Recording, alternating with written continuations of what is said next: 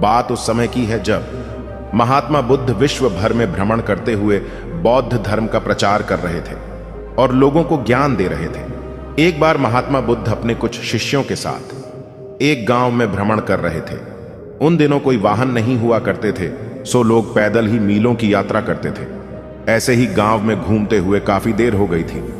बुद्ध जी को काफी प्यास लगी थी। उन्होंने अपने एक शिष्य को गांव से पानी लाने की आज्ञा दी।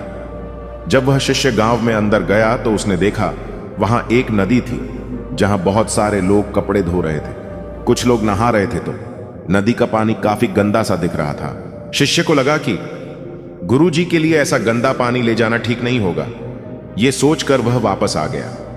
महात्मा बुद्ध को बहुत प्यास लगी थी, इसीलिए उन्होंने फिर से दूसरे शिष्य को पानी लाने भेजा।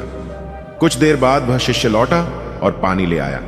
महात्मा बुद्ध ने शिष्य से पूछा कि नदी का पानी तो गंदा था, फिर तुम साफ पानी कैसे ले आए? शिष्य बोला कि प्रभु, वहां नदी का पानी वास्तव में गंदा था, लेकिन लोगों के जाने के बाद मैंने कुछ देर इंतजार किया और कुछ देर बाद मिट्टी नीचे बैठ गई और साफ पानी ऊपर आ गया। बुद्ध यह सुनकर बड़े प्रसन्न हुए और बाकी शिष्यों को भी सीख दी कि हमारा ये जो जीवन है ये पानी की तरह है। जब तक हमारे कर्म अच्छे हैं तब तक सब कुछ शुद्ध है, लेकिन जीवन में कई बार दुख और समस्या भी आते हैं जिससे जीवन रूपी पानी गंदा लगने लगता है। कुछ लोग पहले वाले शिष्य की तरह बुराई को देखकर घबरा जाते हैं और मुसीबत देखकर वापस लौट जाते हैं। वह जीवन में कभी आगे नहीं बढ़ पाते।